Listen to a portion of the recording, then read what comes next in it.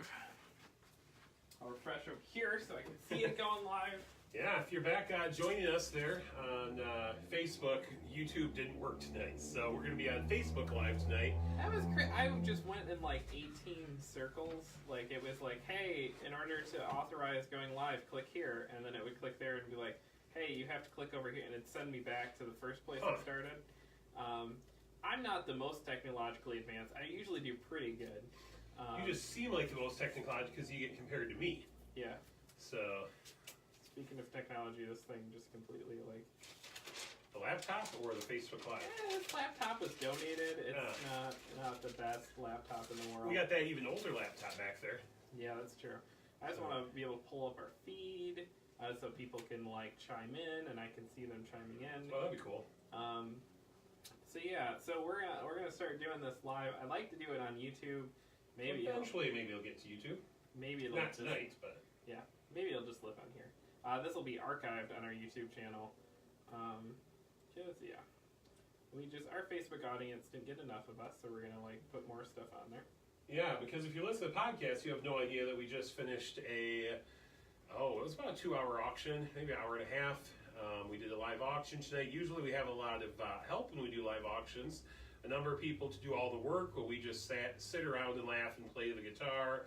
And right, I laugh and play the guitar. You laugh, play the guitar, tell jokes, I auctioneer some books.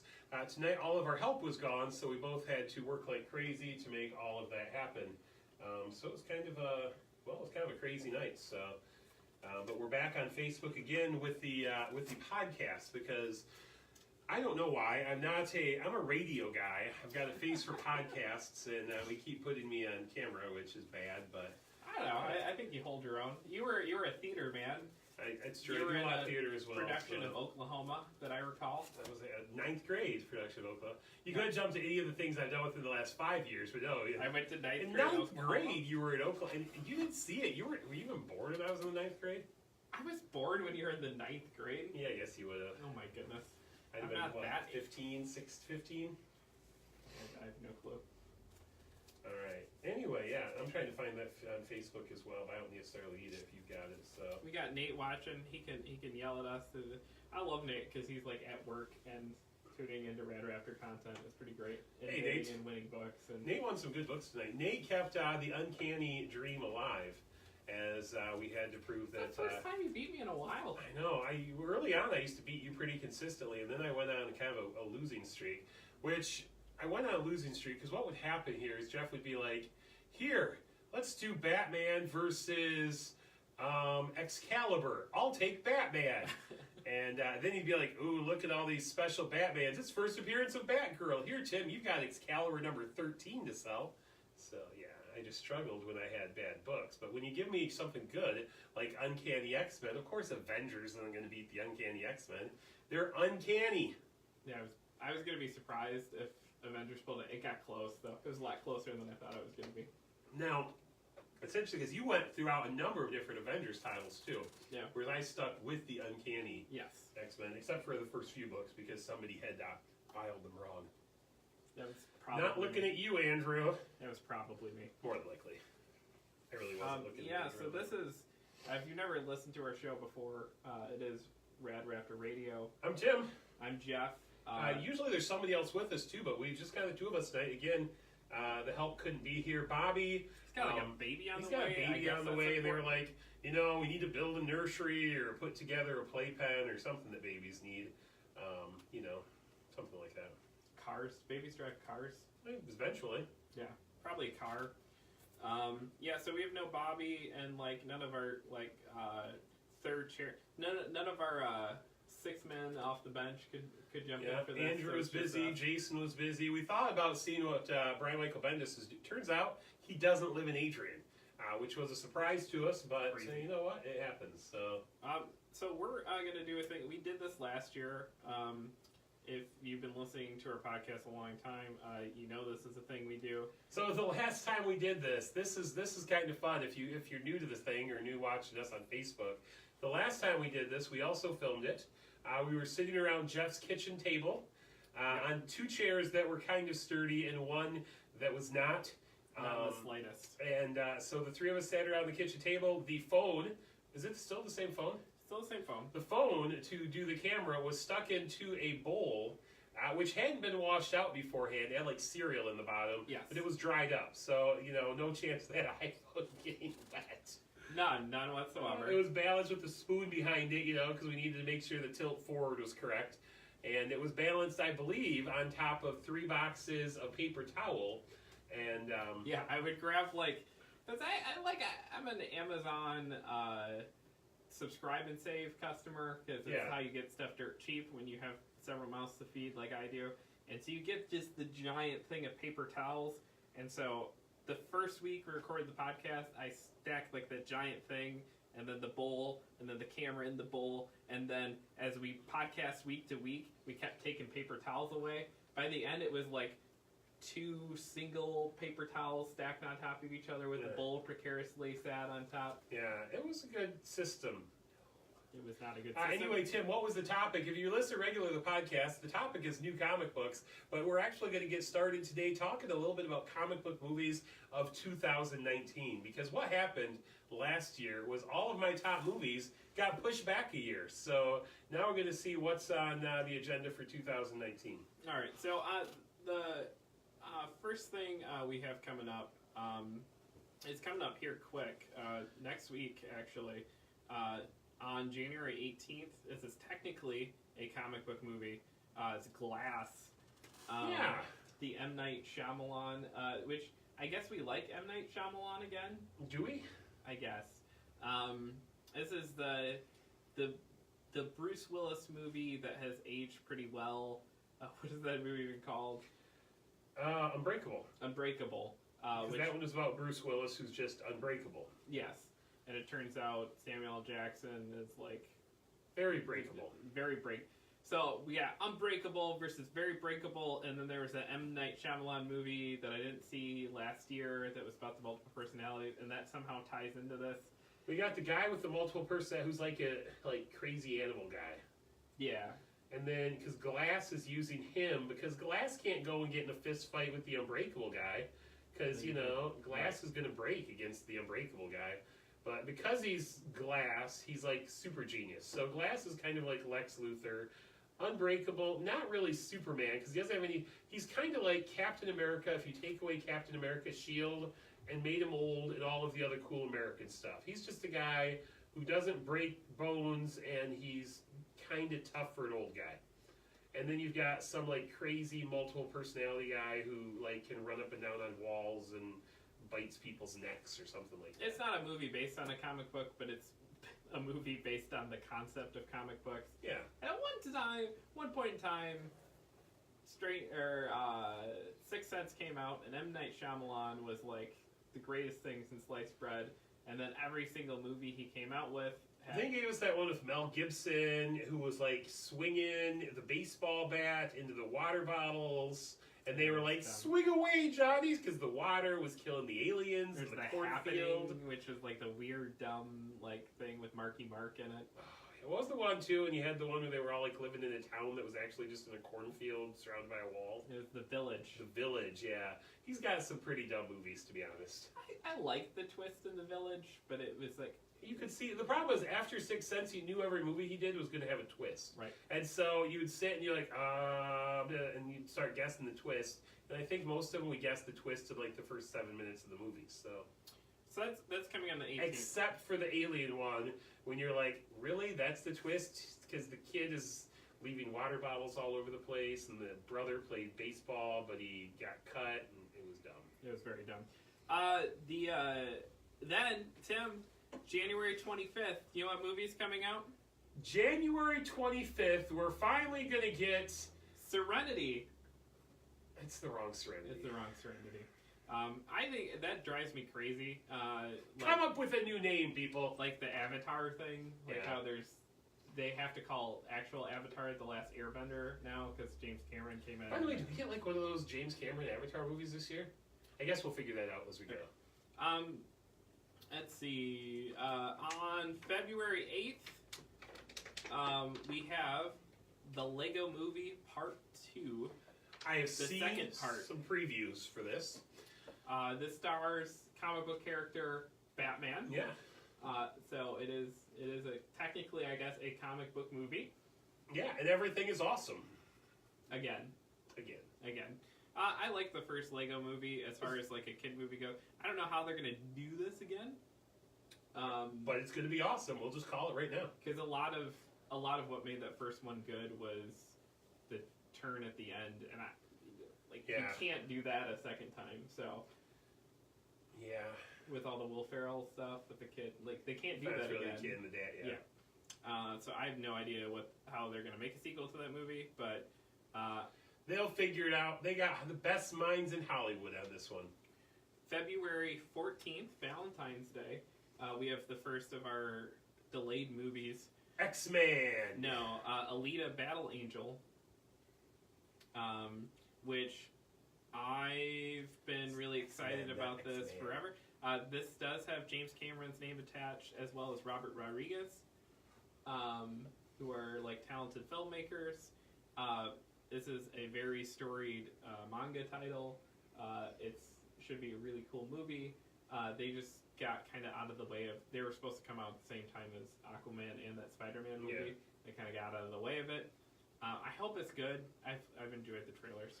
They've had so many good movies come out this December. Like I've heard nothing but good things with Bumblebee. Still haven't got to see that yet.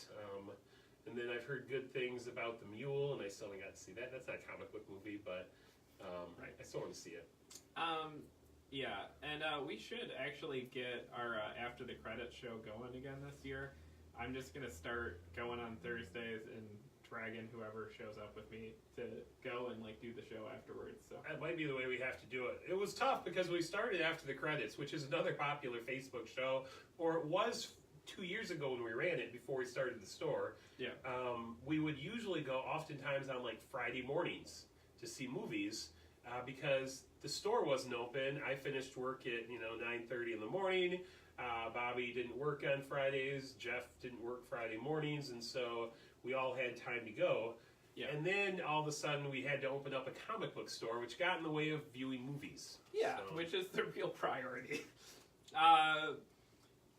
All right, so going down here, there's How to Train Your Dragon 19, but that's not really super important. I think there's only 2 of them, isn't there? I have no idea. There was the animated cartoon, the animated series, but I don't think there was another movie. I think this is the third movie. That comes out in February. We're all the way down to March. Really? We have virtually nothing I care about coming out until March? Well, the M. Night Shyamalan movie I'm kind of intrigued by, but... No, it's like these are all movies I wanted to see this far. March 8th, though, which is my sister's birthday, it's also the day that was watching. I don't know if she's still watching. Happy birthday, Julie, because for your birthday present, you get Captain Marvel. That movie probably going to be big. I'm just throwing that out there. You can probably expect a lot of money to be made by the Captain Marvel movie. Just a little bit. It is a prequel to the last Avengers movie, and this one's actually a prequel to almost all of them, as it's going to jump back into the 1980s, I believe. So I'm kind of excited about Captain Marvel. I think they're aging down Sam Jackson, which is fun. We get like young Sam Jackson. Or younger Sam Jackson. Younger Sam Jackson. Captain Marvel, yeah, that's big. Then I'll see that one. Yeah, I'm excited about that. And then scrolling through, don't see a lot of. There's the new Jordan Peele movies. You're into Jordan Peele horror movies. You're into that. 5 Feet Apart, Dumbo. There's a lot of. I don't know about this. Like Dumbo, you get The Lion King. I think around that same time. No, Lion King's later in the summer. All the way down to another family birthday of ours, April 5th. What am I taking Connor to see? Shazam. Shazam comes out. Actually, that's kind of a perfect movie to take Connor to see. So. Yeah. Happy birthday, Connor. You get Shazam. I'm really excited about that. I'm cautiously optimistic. We have Zachary Levy, however you say his name, from Chuck. Yeah. Which was a great show, even Chuck if was fantastic. Not enough people watched it. No, it was. If you didn't watch Chuck, it was all about this dude who worked basically at fake Best Buy. It wasn't real Best Buy. Circuit City. What did they call their fake Best Buy? I don't know.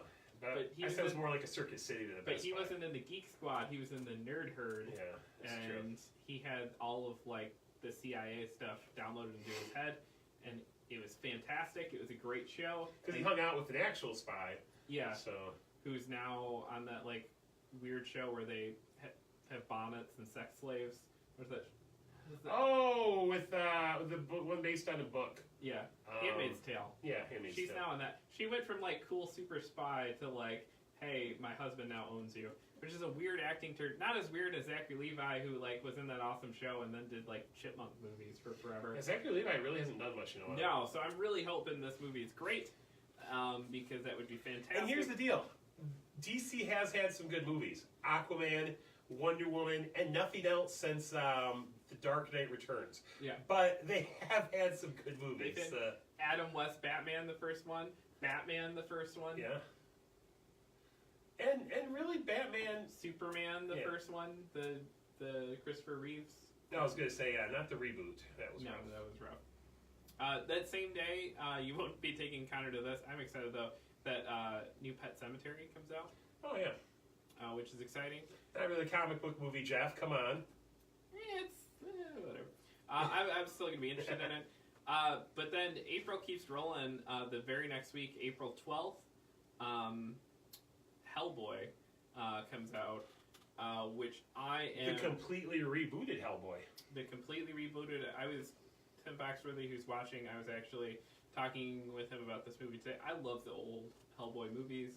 I'm cautious about this one. I want to like it. I want to love it, honestly. But we'll see when it shows up. Mike Mignola, who created Hellboy, is getting a writing credit. He is on site. It's got a lot of talented people involved, including Mila Jovovich, who makes just everything she's in kind of look cooler. And the dude from Stranger Things is now playing Hellboy. And I hope it's good. By the way, hey Leonardo, glad you're joining us again.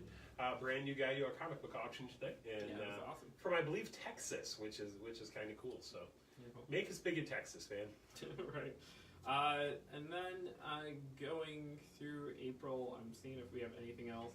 Well, don't we get Avengers in April? Yeah, it's on the 26th. I was making sure we didn't have anything else first. So April 26th. Coming up, we have Avengers Endgame. Which is crazy, because it seems like we just saw the last one. So now we got the next one, which probably won't be the last one, but it's going to be the last one with some of the characters, more than likely.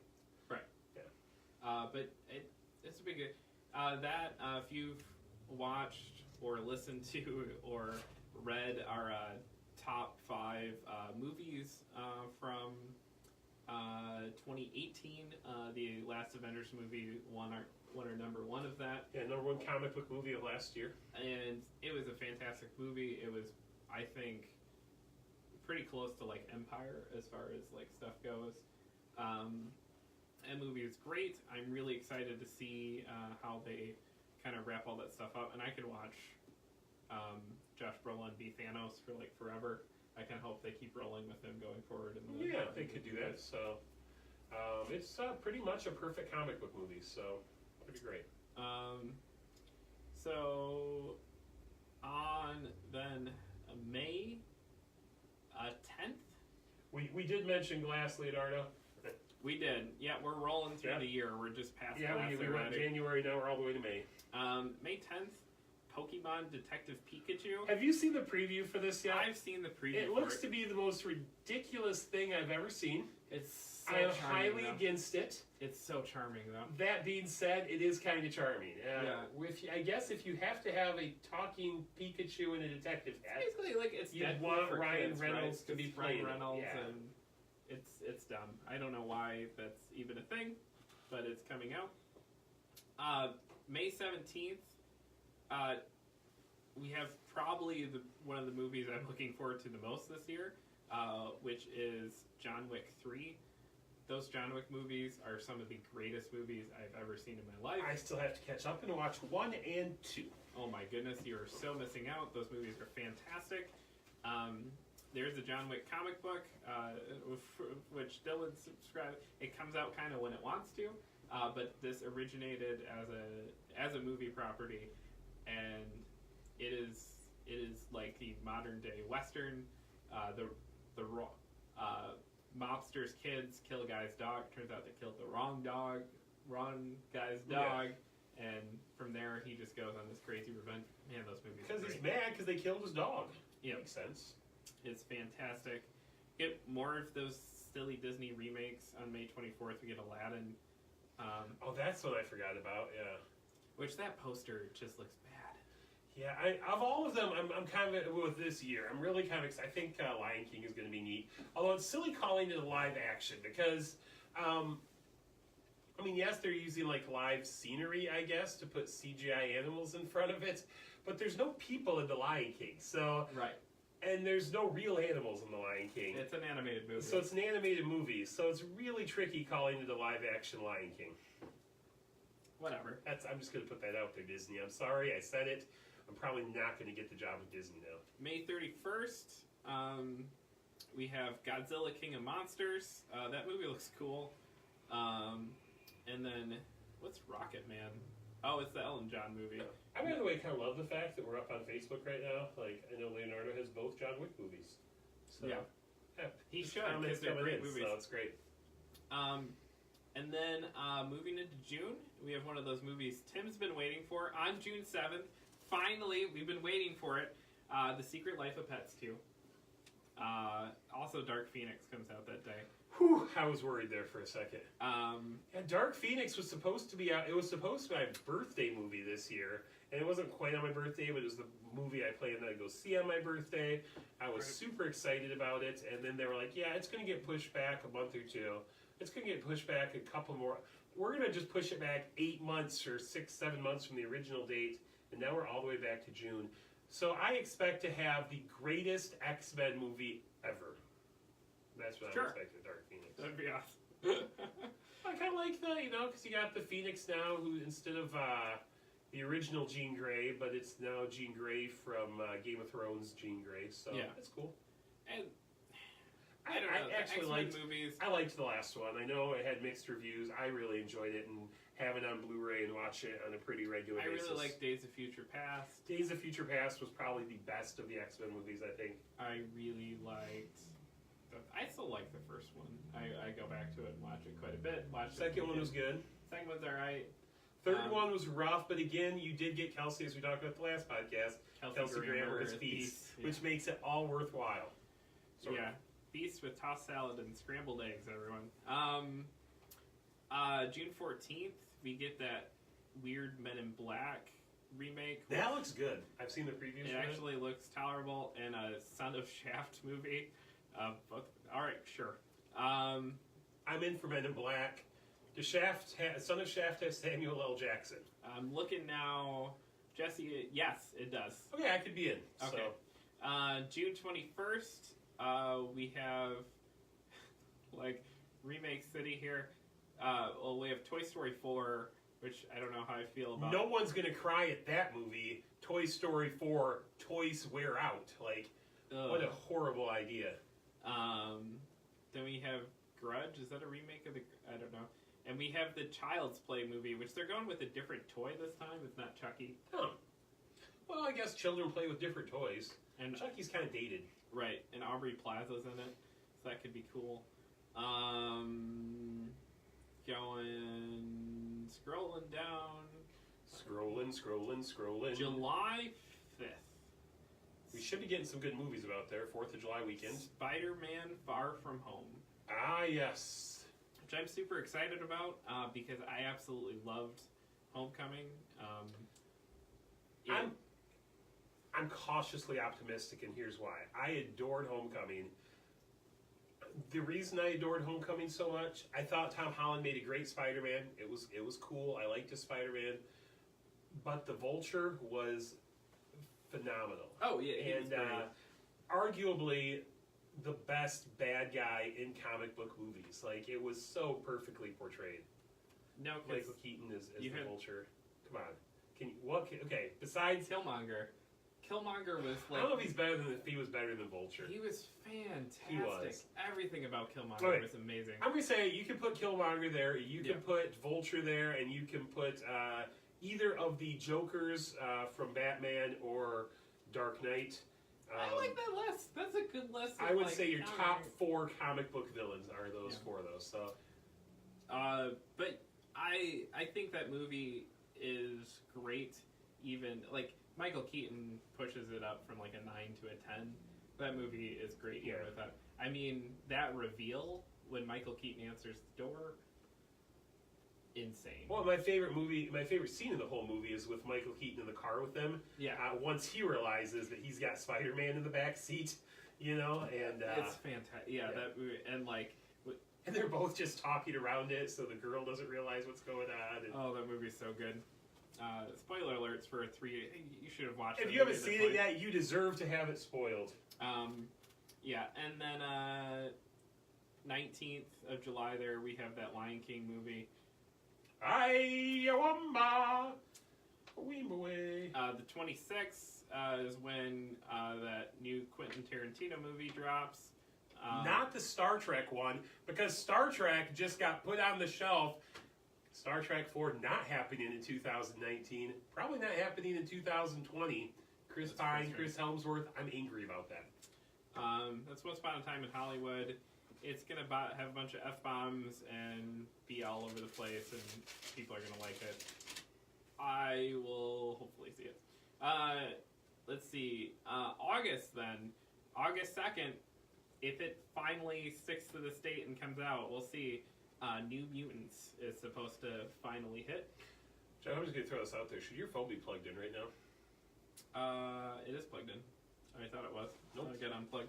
So what movie was that, did you just say? So New Mutants. New Mutants, finally. This movie was supposed to be out in early December, and they pushed it back, and they pushed it back, and they pushed it back, and now I guess we're getting it in August. July, Yeah. August? Or August 2nd. Yeah. We're also getting another Fast and Furious So movie. here's the deal, though. Do you think they're going to get rid of the R-rated horror movie now that Disney owns it? Sure. Let me see what they're even calling it now. Because the original preview was cool, and then they're like, we're going to do reshoots. We're basically going to all the reshoot stuff. the entire movie. So I can't see a rating. change here. the character list. Wikipedia is not telling me. Yeah, it's Probably because they I didn't donate the money the last time they were asking for it, and they're like, you don't get to see any ratings, I man. don't know if there's anything out on it yet. Like, they could just be keeping it all. Like, we don't even know what we're doing yet with New Mutants. There's also a Fast and Furious movie that comes out that day. Also, Go Rock! probably what you and I will end up seeing, Dora the Explorer, the movie. So, yay us. Are the 6-year-olds in Dora the Explorer as much as 5-year-olds? Will she be 6 by then? Yeah. Oh, wow. Maybe you'll get out of it. I'll have a 5-year-old. Holy crap, I'll have a 5-year-old then. Great. Let's see. The 9th, you have more weird adaptations. Artemis Fowl and Scary Stories to Tell in the Dark. I don't know how you make a movie out of a book of short stories, but we'll see how that works. August 16th. Our goal is to not see the Angry Birds movie too. Oh gosh, that was so bad. The first It one was was so awful. terrible. Here's something. Let's not make movies out of apps on a phone. It's just not going to be good. I'm sorry. Wait till you see the Grubhub movie, though. It's fantastic. Jumping all the way down to September, we're moving through a year here. September 6th, we have It Chapter 2, Ooh. which I'm really excited I've about. not seen Chapter 1. You didn't see Chapter 1? I didn't. Why? But it's Watch It. the original. The original's terrible. That's the last one I've seen. It's so bad, though. I know. I didn't like it. I'm not saying it was a good movie. It's got Seth Green and John Boy in it. I mean, that's cool, but, like, it's got... And Tim Curry. Tim Curry's great. The parts are there, but that movie's like 18 hours long and not very scary. Hey, the Bulls game is getting ready to start. Oh my Because goodness. people who tune into this podcast love the Chicago Bulls. No, they don't. I have a Somebody. feeling you're going to be drugged to the Downton Abbey movie on September 13th. Oh, my wife has watched all of that yet. Maybe I won't. Maybe she'll take a friend. I'm not finding... Oh, all right. All the way down to October 4th. We have... Forrest Gump 2. Run, Forrest, run. No, No? we have the Joker movie. Oh, yeah. Joker, Here's my problem starring with this. Joaquin Phoenix. Here's my problem with this Joker movie. DC can't figure out what they want to do. Do they want to have one universe? Do they want to have a universe with some other movies? Do they just want to have other movies? They are all over the place. DC, why don't you stop, take a breath, figure out what you're doing, and then go from there? Because right now, like, you're like, what's his butt is our Joker. Now we're going to do a different movie without him as the Joker. But we're going to change our Batman. But we're not going to change our Batman. But we're going to change our Superman. But we're not going to change. But we are. But now the Joker's. Yeah, I'm mad at DC with all of their movies, except for I really enjoyed Aquaman. Their movies are generally terrible. They just need to figure out what they want to do. They just need to let people make good movies and like get out of the way and stop. Like, let people that actually like know what they're doing. I'm all about expanded universe. I wish you would do a DC expanded universe, but so far you've done nothing but mess it up. Well, they tried to do it all in like one movie, and you can't. Like Avengers, Iron Man 2 Avengers was like what, a 4 or 5 year process. More than that, from Iron Man 1 to Avengers. Yeah, Avengers was 2011. When did Iron Man came out like in 10 years before that, I think, didn't it? We could Google it, but that's what a professional would do. Let's just guess. I mean, we are like all here. I'm actually online on all right. the internet here. While you're figuring that out, I'm going to keep looking. October 11th, we have an Addams Family movie. There are no original ideas. So Iron Man left. was 2008. 2008. So 8, 9, 10, 11. So 4 years. 4 years. And a lot of movies in between then. And we had what? We had Man of Steel, and then Man of Steel 2. Was there a movie in between that like? No, you did Man of Steel 2, which is Batman vs Superman. Yep. And that was like, we're in it. We got Batman vs Superman. Then you had Wonder Woman. Then you had Justice League. Yeah. Yeah. So they didn't really take their time there, and then they killed off one of the characters in Batman vs Superman. That was so dumb. Anyways. October 11th, Addams Family comes out. Another one? Yep. Is it just called Addams Family again? Because don't this get confusing with the original movie that was just called Addams Family? No one cares about we're old. This is going to be our kids are going to be like, think this is the only Addams Family movie. Do our kids even know who the Addams Family is, though? No, but Chloe Grace Moretz is going to be Wednesday. I'm into that. She's the girl. She's Hit Girl. Hit Girl, who's also the scary. You didn't watch Kick-Ass? You didn't watch Kick-Ass? No, I missed that one. Oh my goodness. She's also in Let Me In, which was like, oh my god. All right. Anyways, I did watch Bird Box. Is she in Bird Box? She's not in Bird Box. Okay. October 11th, as well, we have Zombieland 2. I know you watched Zombieland 1 because I made you watch it. I did watch that. I enjoyed that movie. Yeah. That movie's fantastic. I'm excited for another one. And we also, on October 11th, have an Are You Afraid of the Dark movie. That can be nothing but genius. I'm sure it's good. Because, again, like, it's Are You Afraid of the Dark was a kids' horror show on Nickelodeon. Is that right? Yes. Okay. So, if it's geared towards kids as a movie, what kid has any idea what Are You Afraid of the Dark is? And do I care enough about the property to go back and see a movie 20 years later? 25 years later? No. No. Do you think it'll be approved by the Midnight Society? It has to be. Okay. It has to be. Here's the deal. Are You Afraid of the Dark, the movie?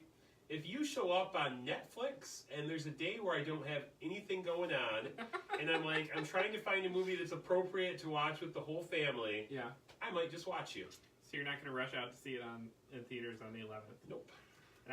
Not over Zombieland 2 or Addams Family. Wouldn't waste the popcorn money. Probably not at any of it. Well, Zombieland 2, I might even wait to see that. Who knows? October 18th, A Beautiful Day in the Neighborhood. It's a Mr. Rogers movie. That's with Tom Hanks, isn't it? Yep. That'll be pretty cool. That'll be pretty good. I saw there were the 2 documentaries with Mr. Rogers. I saw the one that didn't get as many awards. I've not seen the one that got all the awards. So. And then, November 1st, we have 2 movies, neither of them very original. Are you ready for the first one? It's been a long time since a comic book movie came out. Dun, dun, dun, I know that. dun, dun, dun, dun, It's not coming to me though. dun, dun, dun, dun. It's Terminator. Terminator 6. Oh yes. Why do we need 6 Terminators? Who knows? But Schwarzenegger's coming back again, isn't he? Yes. As well as Linda Hamilton. Yeah, I'm strangely excited about this. So, when we go through the Terminator movies, you had the first 3. The second one is by far the best Terminator movie ever. You have the first 2. Well, then you get Terminator 3, though, and that still, it goes along with the series. It wasn't, okay, nobody else liked it, but you had, like, the girl Terminator for the first time, fighting Schwarzenegger. I enjoyed the movie. Then we decided to go back into the Terminator universe, so we had Terminator Salvation. And that was just weird because they were like, Schwarzenegger's too old, we can't use him anymore, so we're going to use our bad CGI technology to create naked Arnold Schwarzenegger Terminators and put them on a conveyor line. Yeah. And then they got him and they were like, ooh, you know what we need to do? Let's make Schwarzenegger the Terminator again, but he's been on Earth for 50 years, and he's all old because Terminators age, apparently. I didn't know they did, but I guess they do. So he's all like old Terminator, and now, now we get really, really old Terminator. But we also get really old, Linda Hamilton, which, as I heard, like, she tried to save, like, her great-grandson or somebody. Sure, I don't know. It's Terminator 6. You're in for it or you're not. I'm there. I will buy the big bucket of popcorn, sit in the front row, and scream every time Schwarzenegger comes Also on on stage. November 1st, we get a new Charlie's Angels movie for some reason. Is Bill Murray in again? No. Elizabeth Banks, though, who I really like, is directing it for some reason. She's in it, too. Kristen Stewart is one of the... That's terrible. I might watch this on Netflix if I have an afternoon where nothing's going on. Do you know who is in this movie for some reason as I'm just reading the credits? I know nothing about this, I'm just reading names. But Patrick Stewart is in this. I'm watching it at the theater. November 8th, we actually get a comic book movie. It's been a second. Kingsman: The Great Game. Have you watched the Kingsman movies? All directed. Enjoy the Kingsman movies. All directed by Matthew Vaughn, who also directs the good X-Men movies, like Days of Future Past, and directed the movie Wanted. He makes cool movies, and this is another Kingsman movie. You're either in for that or you're not. Also, that's the day we get, weirdly, the live-action Sonic the Hedgehog movie. Okay, so if you thought Detective Pikachu was strange, that's all I got to say with that. I've seen the movie poster for that, and it makes no sense whatsoever. It scares me. Yeah, we'll go on from that. You know, it is kind of a comic book movie, though, because, you know, Sonic, a very popular comic book now. Then November 15th, we get, like, a weird, like, comedy competition thing, and you don't care about any of this, but we have, like, two like, Christmas movies.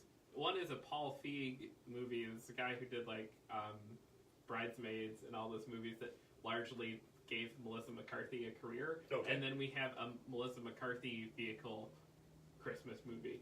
So it's like two probably somewhat okay watchable, but movies your mom will really like Christmas movies. I could care less about either of them. Margie Claus and Last Christmas. I just think it's interesting they're coming out on the same day and they're going after the same terrible market.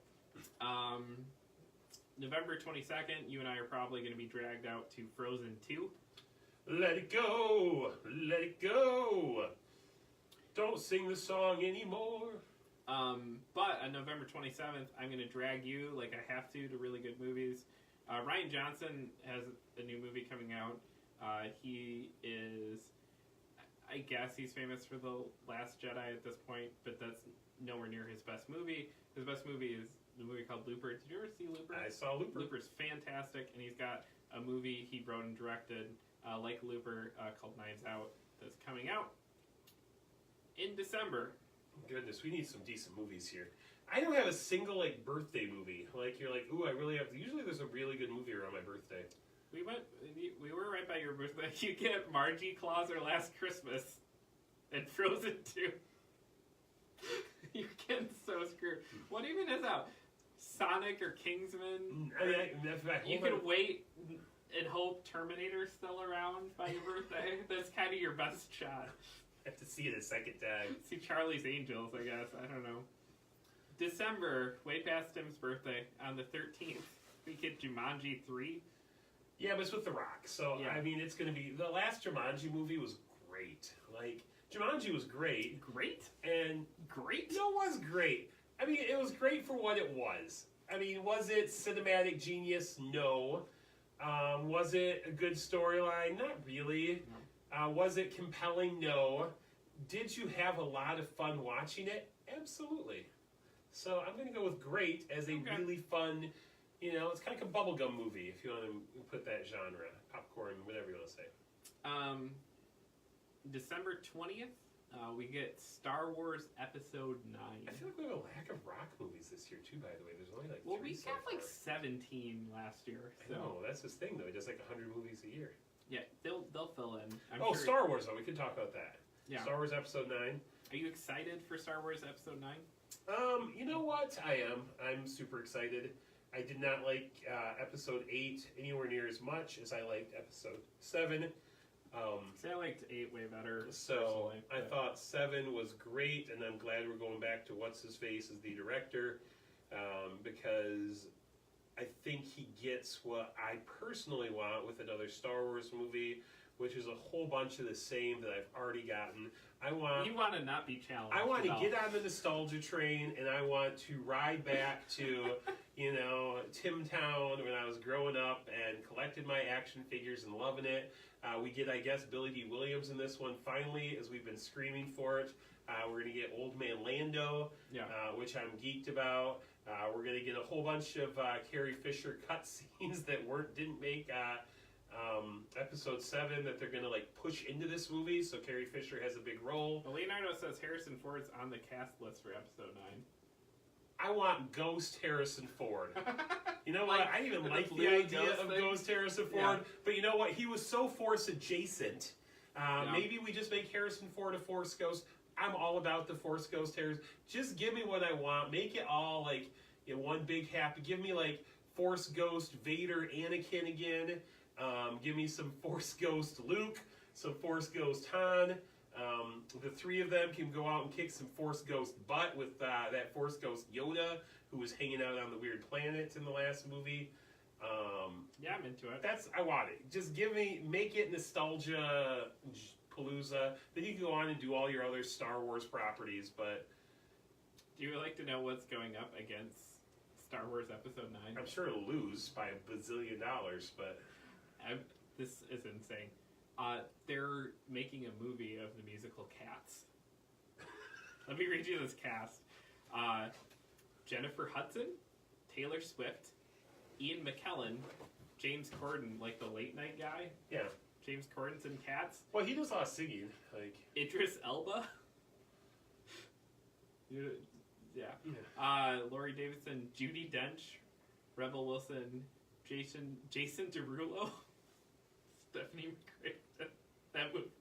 That just sounds so terrible. I know nothing about it except for it's Cats, and I read that. Yeah. Dame Judi Dench is going to be in a live-action Cats film. Here's the thing about that. I watched the Broadway cast recording of Cats where they taped the the play, and Cats is horrible. I'm a theater guy. I see a lot of theater. I do a lot of theater. Cats is horrible. Mm-hmm. It's awful. It makes you want to poke your eyes out. Although, if you're putting them all in the original costumes and making them run around on stage, at least we'll all get a good laugh at the previews. And then on Christmas, we get another Melissa McCarthy movie, Super Intelligence. We get Little Women, which your wife is going to want to see. Was that like they're just, how many Little Women movies are there? Too many. 300? 400? Call of the Wild, which at least Karen Gillan's in that. I have seen the original Call of the Wild, and I got the audio Harrison books Ford's I can in listen that, to. too. He's going to be a Force Ghost, and then you Call of the Wild. This is Jack London traffic. I'm going to put it out there. This is a rough year of movies. Yeah, it is. You get past. I was really excited because I thought this year was kind of a rough year of movies, and this year was actually pretty good. This year, like this Christmas though, there were like 7 movies I wanted to see. Right. And next Christmas it's Star Wars. We're gonna be watching Little Women. Like I'm just every time we go to the theater, it's gonna be Star Wars.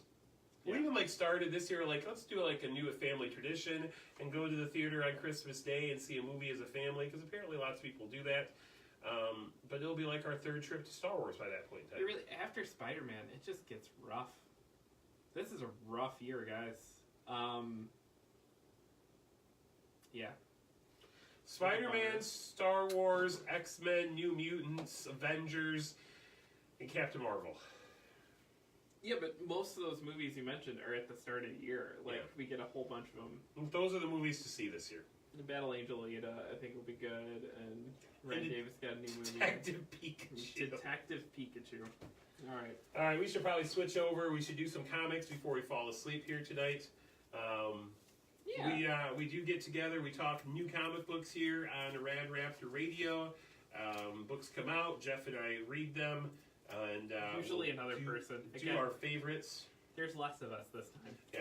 Also, if you are listening and you're interested in what our favorites are, or if you're like, what was Bobby's favorite, we've actually started marking the books in the store too.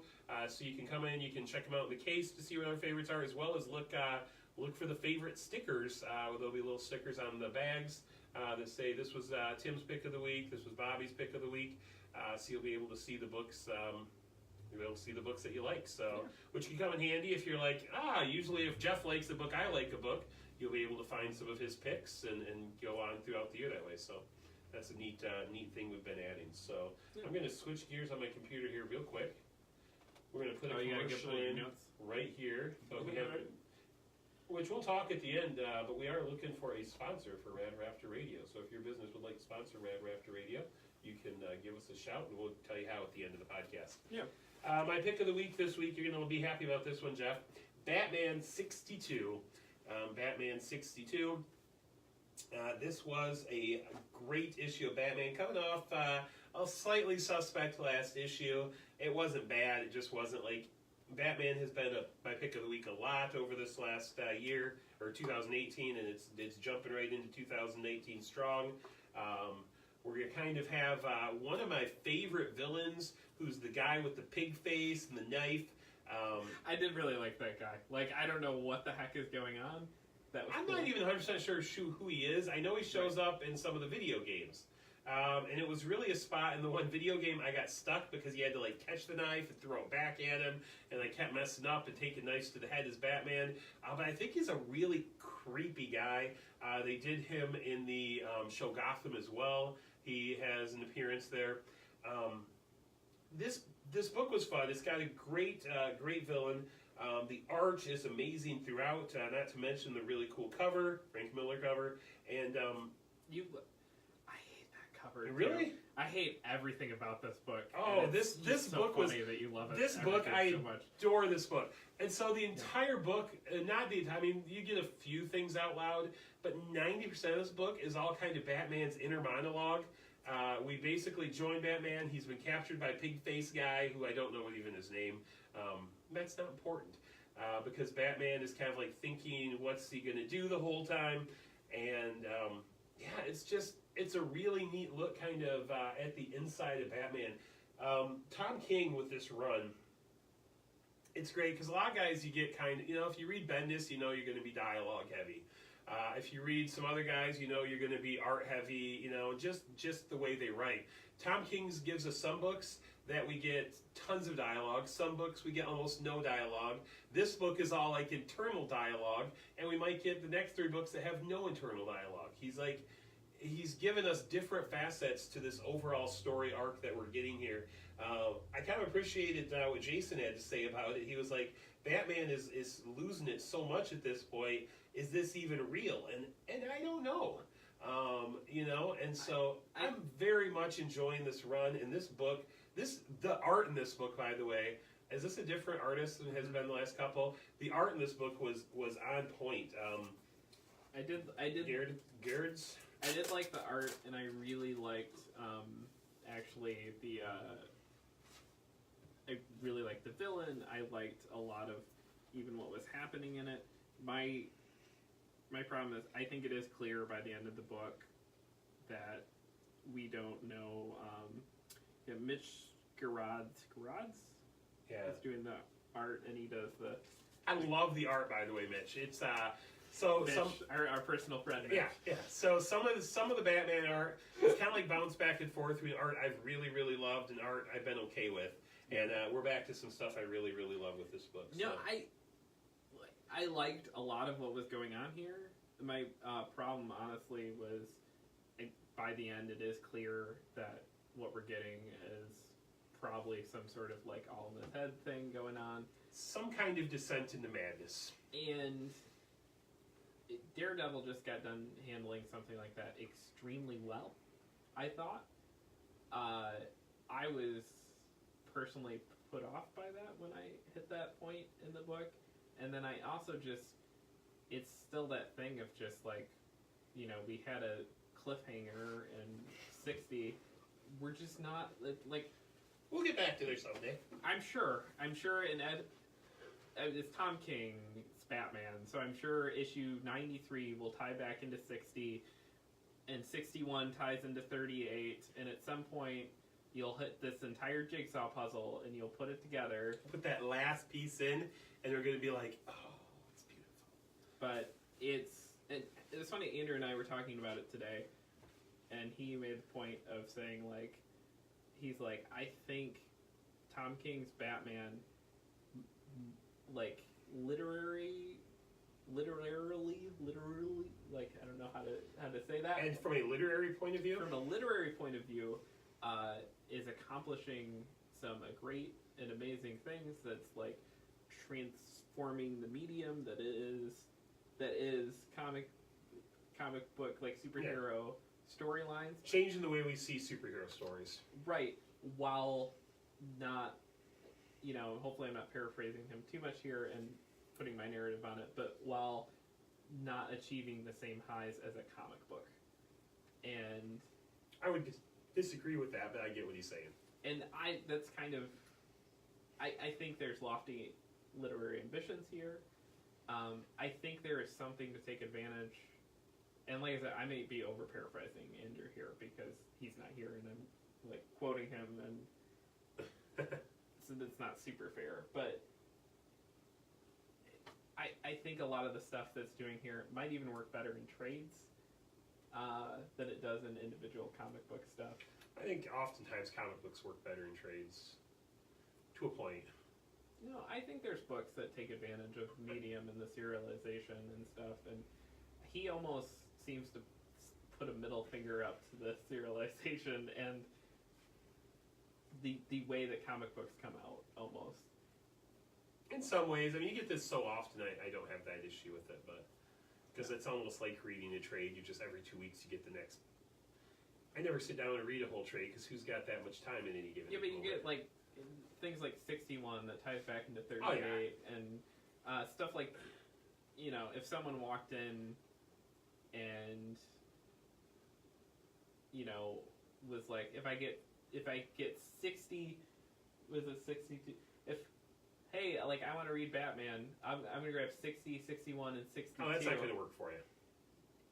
At all. Like, you can't even, in most comics, you can do that. Yeah. And you can jump on with those 3 books. And in 60, you get the end of that whole arc. In 61, you get a tie back into 38. And in 62, you get whatever this is. But you know what? If that person walks in there, then hand them, you know, Stinkin' Detective, which basically resets its stuff every 4 issues. Hand them a copy of, you know, one of the other 5 new Batman books that are coming out new, whether it's Batman Who Laughs or Batman Black, or, you know, what do we got this week? Batman, no, there's another Batman book that came out this week. I'm trying to see it on the shelf over there, but my eyes aren't that good. Kings of Fear. Batman, there's 100 different Batman titles where you can pick up issue number 1, and because we're only a couple issues in. This book is giving the person who has been on it the train for a little bit a really something special. And you know what? I think that's okay. Every book doesn't need to be, oh, anybody can pick this book up and love it. Because I'm not even making that argument right now. I'm saying I've been on the train longer than you. I want off. yeah, I know. I not only want on the train, I am all on board, and you know what? It is so beyond good right now with it. You know, there's plenty of TV. You get The Office, and you can jump into The Office on any episode and sit down and have a laugh. Currently, I'm watching through Stargate. I'll talk about that later. There's 17 seasons of Stargate. Yeah. If you start at season 5, you're lost. You know, if you want to get what's going on in Stargate, you have to go back and pick up the movie, and then you got to watch episode 1, and then you've got to go with it. But I would argue, if you watch any show that you would use that argument with, if you watch 3 episodes in a row, you have a better handle of what's going on than if you read Batman 60, 61, and 62. Depends what 3 episodes you pick. I think that's a bad example of Batman. I think if you picked other 3 episodes of Batman, you could, hop on and be at a fine point. I didn't even hop on this series until Poison Ivy, which was what? 41 right in there? Somewhere in there. Yeah, and so it took me an issue or 2, and then I was getting the lay of the land. But yeah, I like the book a lot better then. I've liked it less and less as it's gone from the Poison Ivy to the wedding stuff to the. I still was on, but like it's like I feel like I'm being like punked at this point when I pick up an issue of Batman. Like I'm just like, all right, is Tom King just like listening to the podcast and laughing and going like, oh man, let's see how bad an issue we can throw out there that's going to make Jeff angry and make Tim love it at the same time. It's funny because people we're friends with start to know us, and like, I don't know if it was Jason or Andrew had read it this week, and they were like, so this particular issue of Batman, Jeff will hate it and Tim will adore it. Yep. And it was very true. This was great though, Batman 62. And you could pick up this book and enjoy it if you just look at it as a single thing. So. Die number 2 is by and far my pick of the week. I think this book continues to be incredible. I will continue to put it in as many hands as possible. I can't really think of any book coming out that I am enjoying more or looking forward to book as much right now. This is the book that is it's the writer of Wicked to Divine and Star Wars. The art, the interiors is all Stephanie Hans, so you're getting basically cover art on the inside.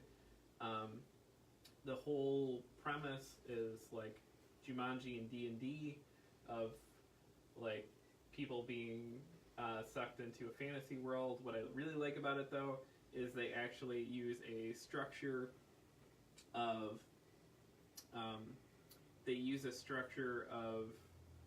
something more of attuned to like the movie or the book It, where these friends are coming back together. What you know at the start of the first comic is basically that this group went to this fantasy world, was stuck there for 2 years. Everyone thought they were just kids that were missing, and then they come back. One of them's missing an arm, and one of the kids is missing. And then it flashes forward to like decades later when they're all adults, and they get kind of sucked back into this universe. And so as we're watching these adults now, as their like fantasy characters go through this universe, we're like also unraveling the mystery of what went down when they were here before decades ago. And that would be enough and would be really cool. Where this book, I think, steps it up another level, is that Kieran Gillen decided he wasn't going to just do the typical character tropes and things that you would expect to see in this sort of universe or thing. He expands beyond that to kind of invent his own character classes and stuff, and they are really cool. Yeah. When you start realizing the actual like types of mages and knights that these guys are. It's neat. Well, they had a chance to really specialize because, you know, they got to play every minute of every day for 2 straight years. Just think of how they were leveling up. Right. But I mean, the thing I love the most is this idea of like emotion-based knights. So like one of them is a grief knight, and so he is more powerful and more strong the more sad he is. And the other character can actually control emotions magically, so he like super bums him out, and then he can like fight harder, which is just like, you know, I don't know if you just watch like the Sarah McLachlan pet commercials or something, and then you can do your stabby after listening to the Eyes of an Angel Probably enough that's times. how it goes, yeah. But it's just a really cool idea. And when you get to the back matter, they even talk about the fact that they're going to release this as an RPG that you'll be able to play. I can see that. Which is going to be really neat. So have to have game night. Yeah. So Di's my pick of the week. Number 1 was Tim's pick of the week. We were fighting over that one. It's really good. Yeah, I didn't like the issue as much as number 1, but then I realized I read it. Like, I had a crazy day yesterday. I was telling you earlier, you know, I ended up, I was here I was running errands all morning. I was here in the afternoon. I rushed off to coach basketball. Got home, I had to take some kids home. Then we lost power for a couple hours. I ran to try to find something to eat because I hadn't eaten anything since breakfast. By the time I sat down to read comic books, it was 11:30 at night. And that was the second book I tried to read. And I was really tired. So I didn't want to say too much because I read it being really tired. And I still enjoyed it. I just didn't love it like I did the first one. So It's on my, I need to give that one a second read pile. The book, it was almost my pick of the week if Batman hadn't been so good this week. Friendly Neighborhood Spider-Man, number 1. And really, I wasn't going to read this book. Why I ended up grabbing it was the pretty Art Germ Spider-Man cover, and I thought, I guess Art Germ can do kind of a fun Spider-Man cover. I'm going to go ahead and at least grab a copy and give it a quick look. I got into it, and I realized this was the Spider-Man book I wanted. I think I've been on board with Amazing. I really liked Amazing Spider-Man when it started, and the more Amazing Spider-Man has went, you've heard me rail against it on the podcast. I think it has went from being a great comic to a good comic to an okay comic to a meh. Amazing Spider-Man's out, big deal. This book it made me fall in love with that character. It's truly that character. It is the exact same universe, the exact same timeline, everything as Amazing Spider-Man. They refer back to things that happened in Amazing Spider-Man in this book, but this book dwells heavily on Peter Parker himself. It dwells a little more on it locally as well, and I like that. I think the best part, what made Spider-Man really special early on was kind of jumping into more of the Peter Parker storyline. And this one does that again. You get back to his roommate Boomerang, who I haven't read the last issue or two of Amazing because again it's been kind of meh. But it was everything I wanted. I really enjoyed this read. I thought maybe I could even look back. I wrote like a page of notes on this book. I enjoyed it so much. I love Amazing. It's like one of my favorite books coming out right now. I don't think it's meh, but this book's good too. Yeah. I didn't want this book to exist.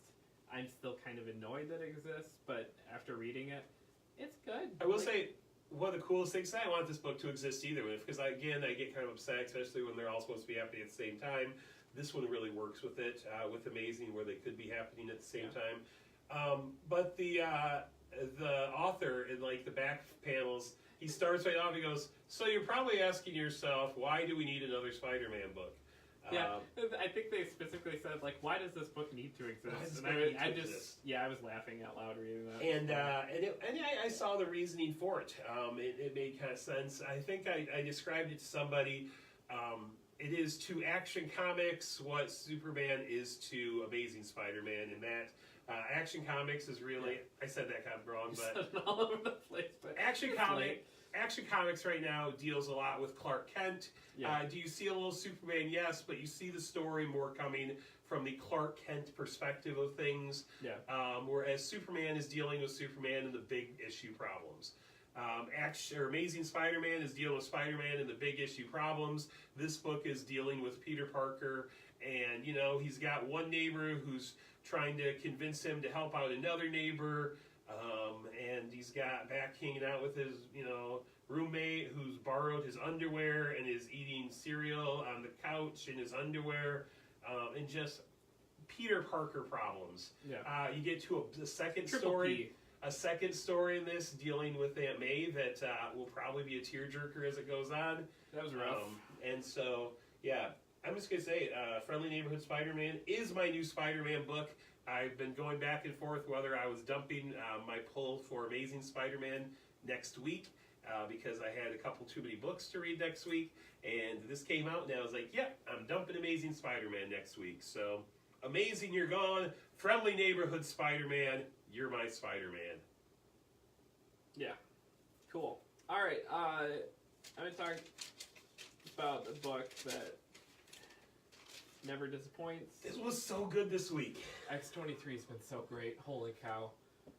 This could have been a pick of the week, too. It so clearly good. could have been up there. It was a really good week. I mean... This is X-23 number 8, by the way, as Jeff and I gush for a moment. Oh, man.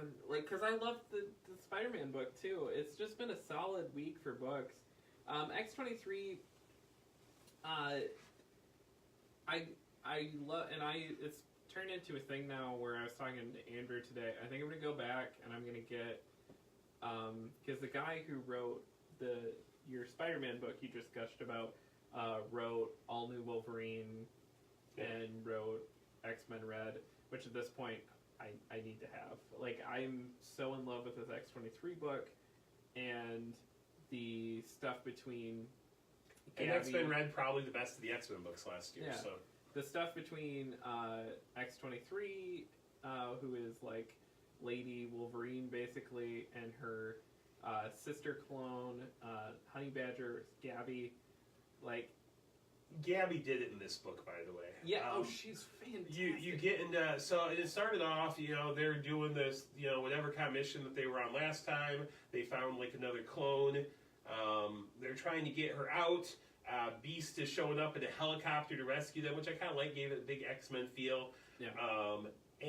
So they're pinned down. They've got all this fire, like a small army is below them shooting at them. And Gabby just hops up and she's like, hey, I'm going to go down and do that thing that we do when people are shooting at us. Be back in 2 minutes. And then she's just like cracking wise. And eight panels of her cracking jokes and kicking butt. Oh, man, that was amazing. It is so good. So, yeah, this book had me, again, I kind of finished. I thought, is this my pick of the week? I don't know. It might be. I love the drama between, like, her sister and, like, this new sister that they found, which is why you're not going to find many X-23 number 7s out there. Trust me, I've tried. I've been on the hunt for more of them, because this is the book that I always give my kid, because she loves Wolverine. She's named after Wolverine, and so the book with all the girl Wolverine, she's super into it. And it was kind of this X-Assassin makes a first appearance in X-23-7, and so it was one of those. I gave it to Logan, but I was like, "Here, just take it. Just be nice, be good with it."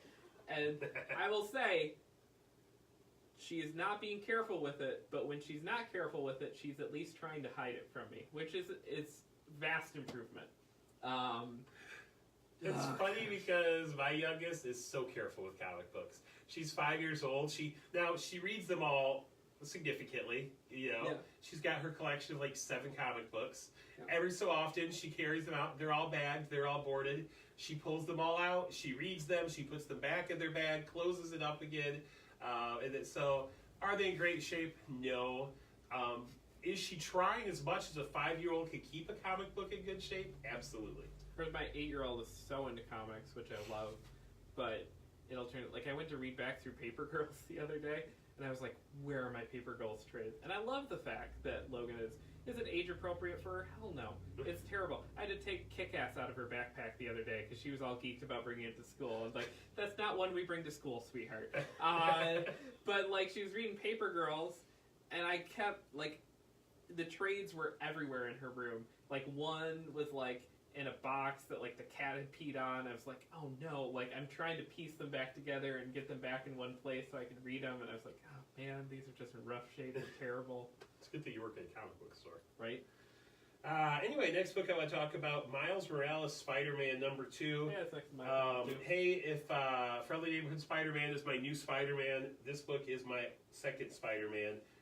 Really enjoyed this read. It was so cool. More than I thought I was going to. You end up with this crazy team up with Rhino and Miles Morales. That it worked. Why isn't it a thing all the time? Yeah. You got like 45-year-old Rhino and then like 14-year-old Miles Morales out there looking for Rhino's niece. He keeps making fun of him and then making fun of how sensitive the generation is. That's great. Oh, it is a neat book.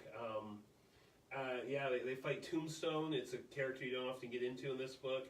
It's a good storyline, but just the character work in this book is great. It's fantastic. I was kind of against anybody but Bendis writing Miles Morales. I understand he's a great character, and you had to have it, though. So I got talked into reading issue number 1, and I really liked it. And issue number 2 is there. So and the guy that's writing it's from Detroit too, which is cool. But like, a Michigan guy is getting the shot and doing really well with it. Like, I'm enjoying the book a lot. So once again, sorry, Amazing Spider-Man, you've been kicked out by 2 better books. Amazing Spider-Man's good. I don't know why. I understand why you're so against it. That was my snoring sound. Life is Strange, number 2 came out. The Life is Strange comic continues to be really good. It continues to sell really well for us online. I think I've sold 1 issue in store, and the rest we've built like a weird Life is Strange audience, which is great. It's nuts. This book, and I continue to prefer it. If you want like a really great story-based game to like play through, it plays through like almost like one of those Telltale games or like an adventure game, like point and click, where you go through and you make decisions. It's a really good date night game. Like if you have a partner and you want to like sit and instead of watching Netflix show for a week, play Life is Strange instead. It's an amazing game for that sort of thing. Where the main character can actually rewind time, and so you get to like talk to someone and you get choices of what to say in the conversation, and then it'll be like, oh, this person didn't like it. You can actually rewind because she has that magic power, and then choose the other option. Or sometimes you'll get a third option because they'll be like, well, my name's Betty, and then you rewind, and then you're like, hey, Betty, how are you doing? So it uses that a lot. What I love about this comic is the end of the game gave you kind of a Sophie's choice between like really, really bad options, and it let you kind of rewind as much as you wanted to try to pick between these 2 options, but just you don't really want to pick either of them, to be completely honest. But it's like, it's earned, and it was so good in that moment. This book runs with one of those options, and instead of like her rewinding, she can kind of perceive both realities at once, and they're like constantly coming in there, and they're 2 kind of messed up realities. So as she's trying to interact with the world and like keep her friend with her and everything, she's having to keep both of that going at once in her head. And every time she sees the other world, the same kind of side effects, the bloody nose, the stuff that from time rewinding was going on too. This book shouldn't be as good as it is. I mean, tie-in stuff is real hit or miss. It's being really well handled. The characters feel and sound like... Now, issue 1 was a pick of the week for you, wasn't it? It was. Yeah. It's a great book. If you haven't played the game, play the game. It's great. I know it seems a little girly and that scares some dudes off because gender things are silly, but it's a fantastic game that everyone should play through. and then the comic actually, for people that are fans of the game, is kind of a perfect fit. Young Justice #1 I want to talk about. That's the one I forgot to grab. Last week, I picked up Conan #1, and I really wanted it to be my pick of the week. And then it was my favorite thing I read, and so I was like, if you really want someone to be the pick of the week, you're gonna like it a lot better than maybe you should. That's not necessarily the case. I didn't dislike this book. I really, really wanted this book to be my pick of the week this week. I wanted to love it more than everything else. And it was definitively not bad. I did too, because it has one of my favorite DC characters in it. I will say, when Amulet shows up, she is awesome. She showed up in, the last panel? The last two panels. It's the very end, but she is, if you've seen the history of this character, she has never been this badass. And, her showing up in that way was just really cool. Yeah. This book, I kind of, as I go through, I rate books, where I have it. I had this book as my 5th favorite thing I read this week. Part of that, I just could not stand Kid Flash in this book. Dylan? Is that the Kid Flash in this book? Sure. He is annoying. It wasn't one I was familiar with. Right? Yeah. I want to punch him in the face.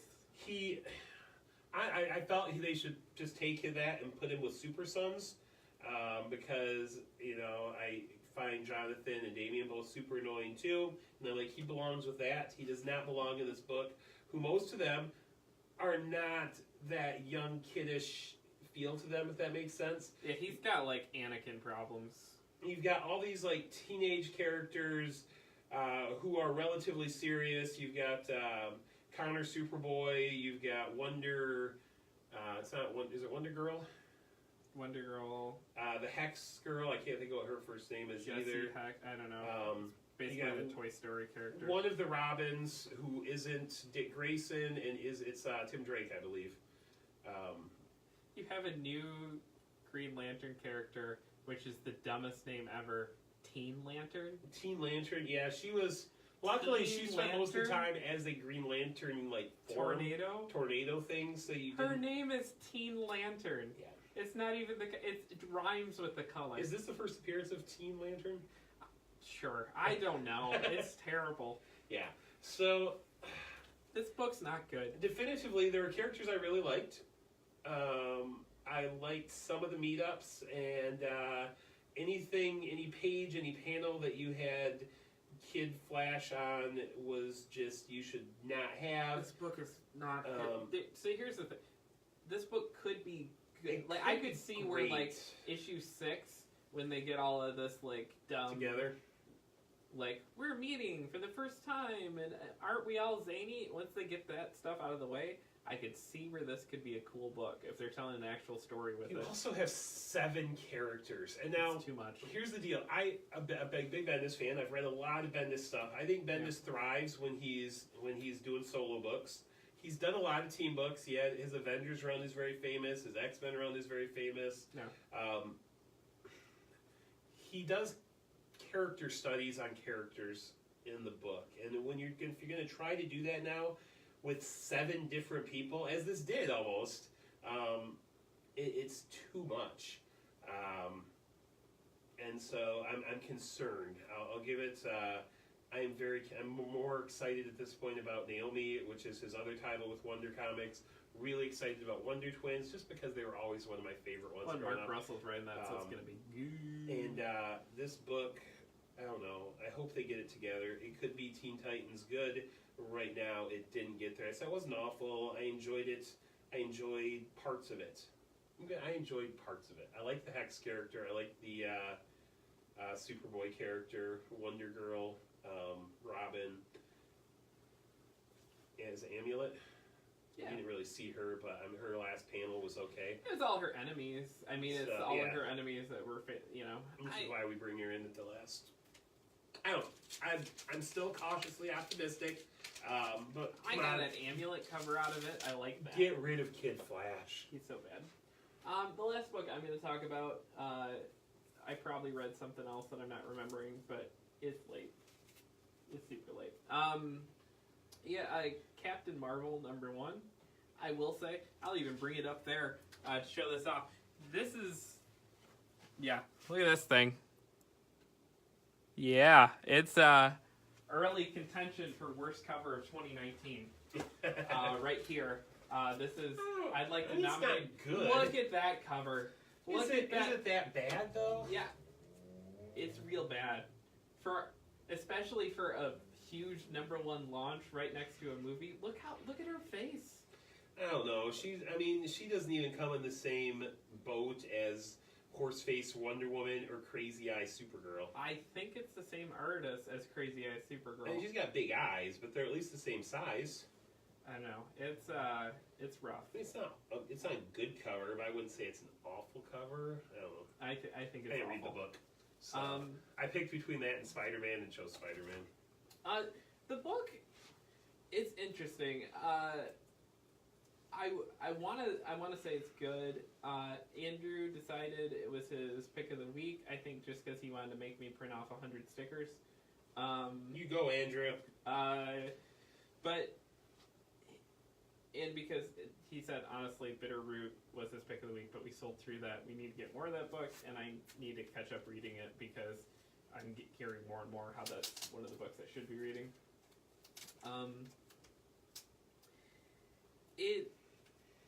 The entire time I was reading it, I went, you know what, I'm enjoying this.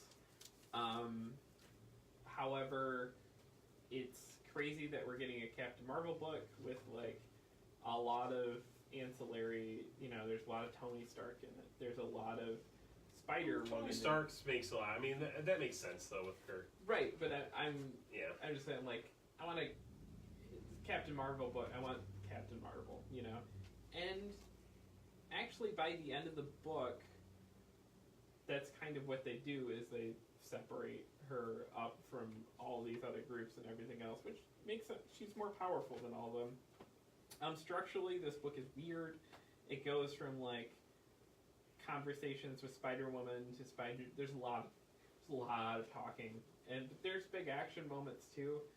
I hesitatingly want to say, like, this is good, and I'm ready for #2. It doesn't have the highs for me that, like, Life of Captain Marvel. Those first two issues especially, I was going like, holy cow, this book's amazing. I don't have that feeling from it. Yeah. And as far as, like, a straight up superhero thing goes, I'm not excited about it the way I am for something like, Detective right now, or Amazing Spider-Man, or any of that kind of stuff.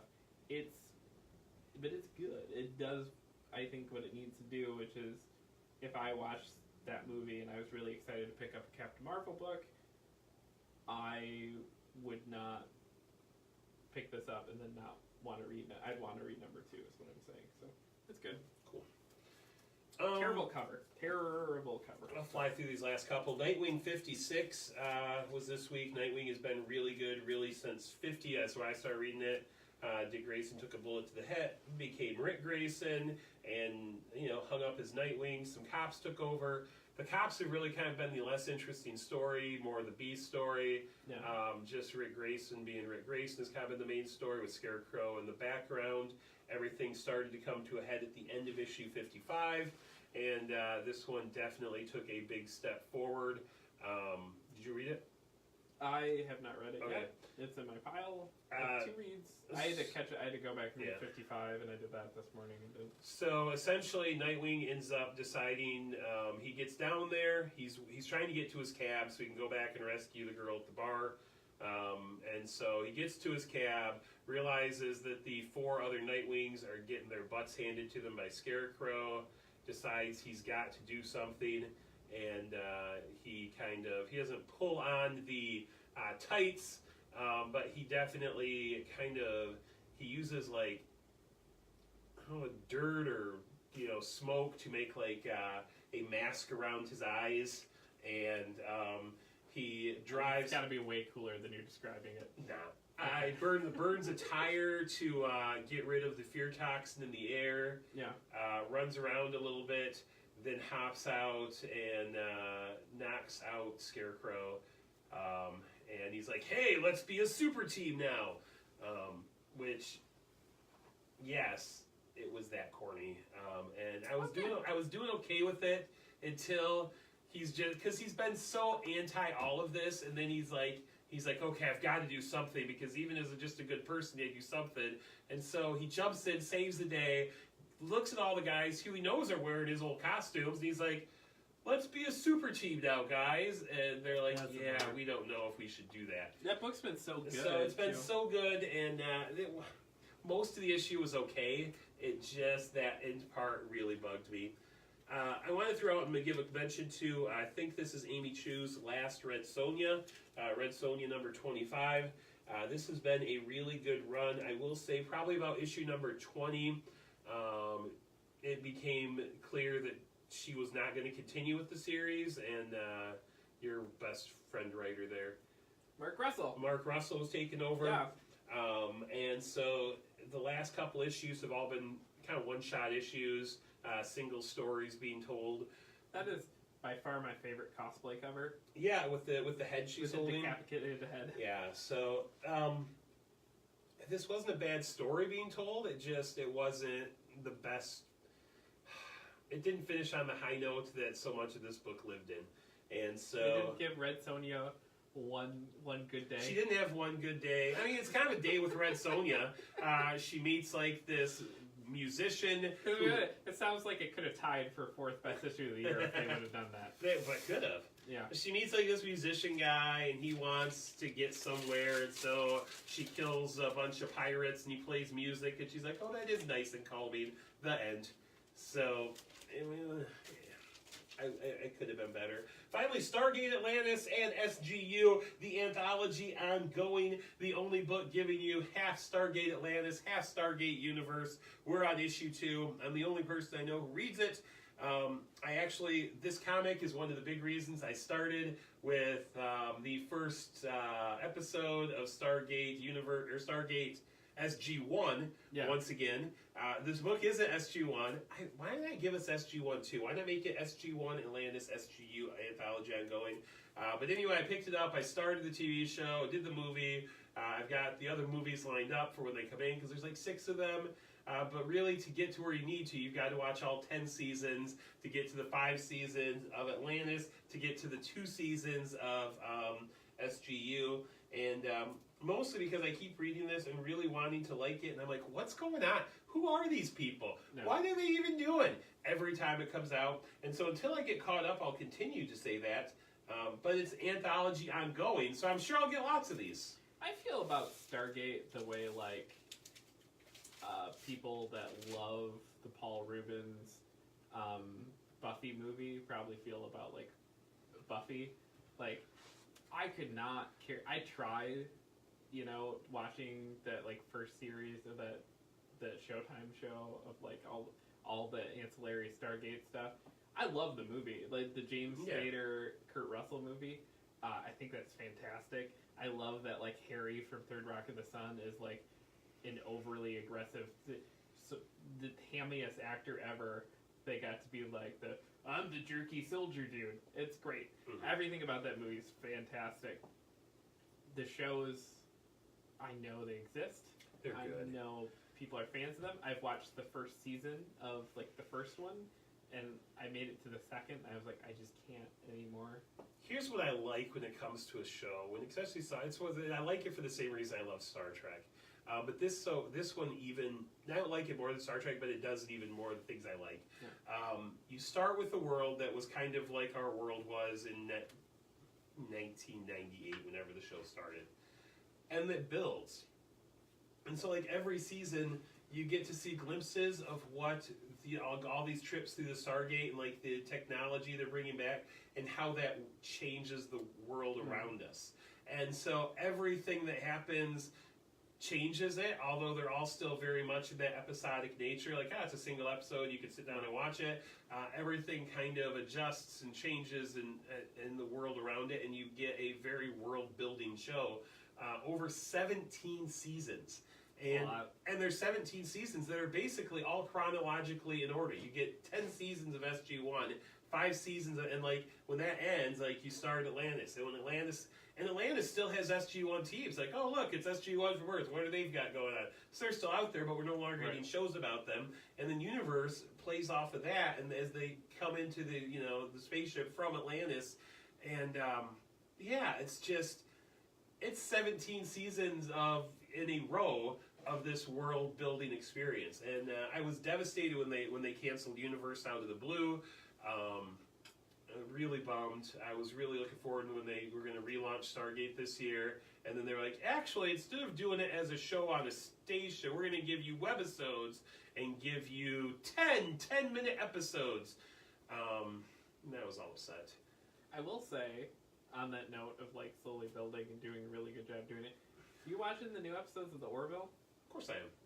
So you watched all last season, and then That show is fantastic. Man, they don't pee until once every year. It's insane. You get to invite your friends to watch you pee. That's amazing. The best thing about that is that's a throwaway line in the first episode. Yep. In the first episode, he's just, my race only pees once a year, and then we get the opening episode of this season.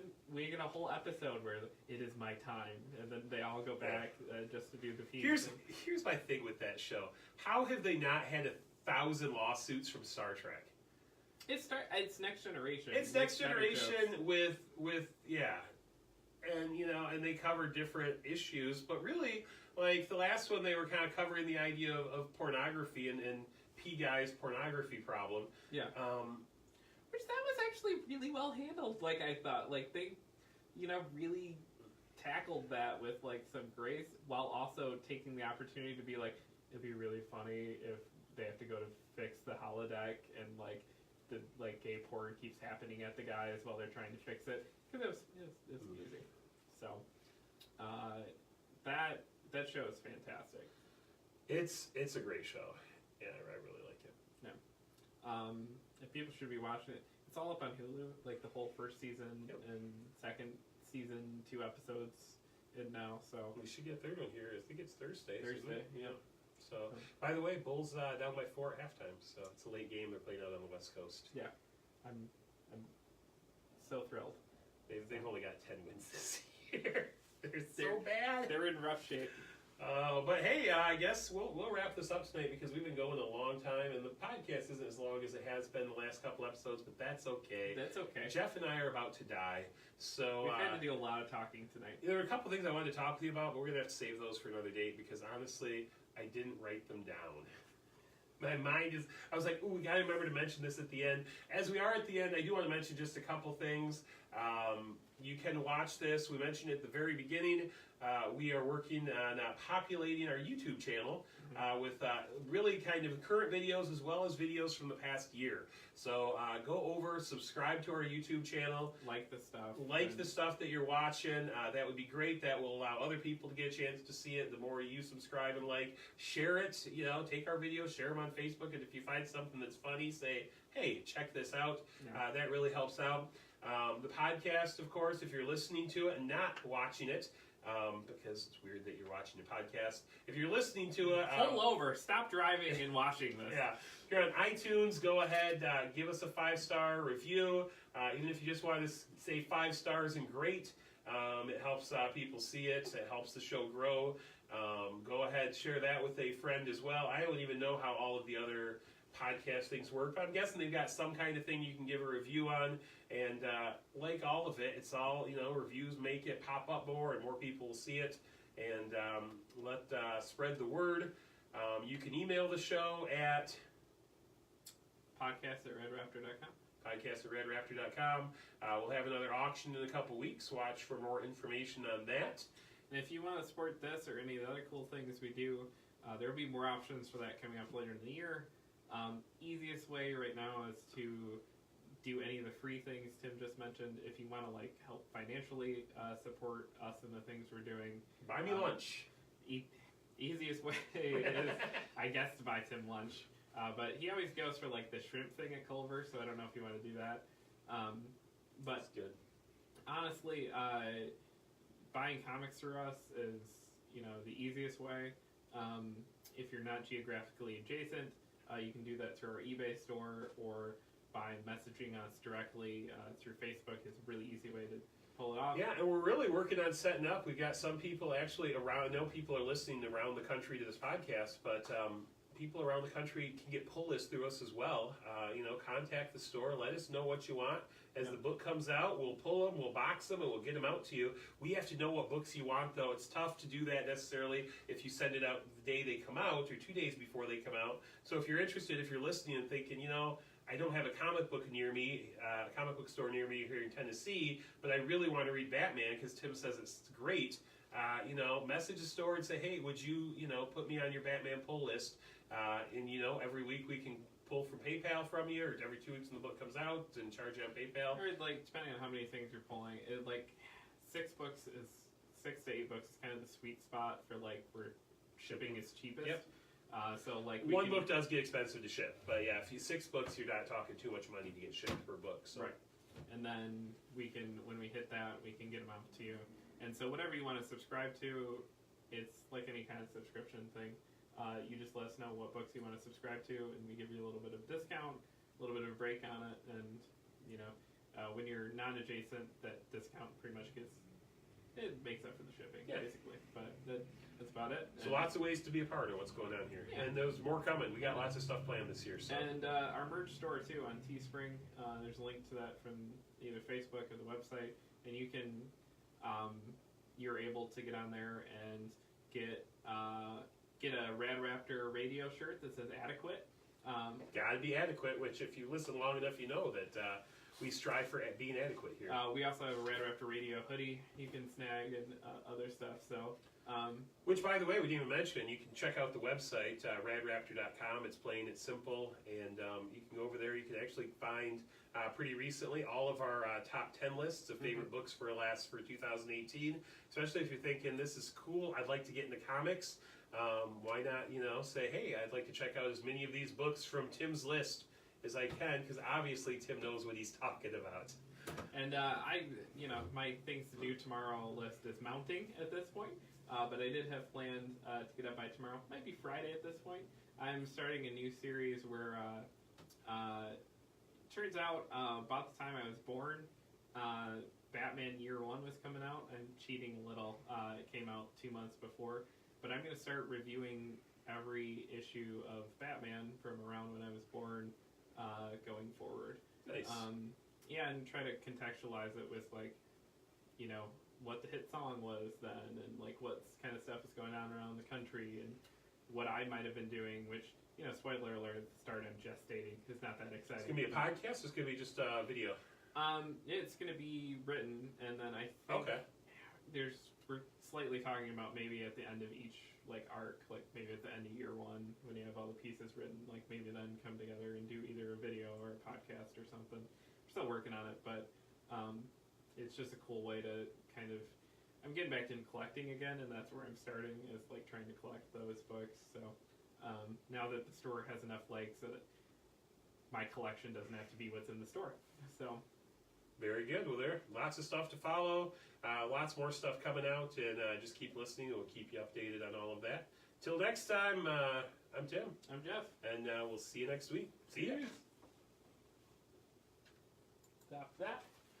Stop the video. Bye, Facebook. Thanks for hanging out. See ya. Maybe. Finish. I need to just put down a list of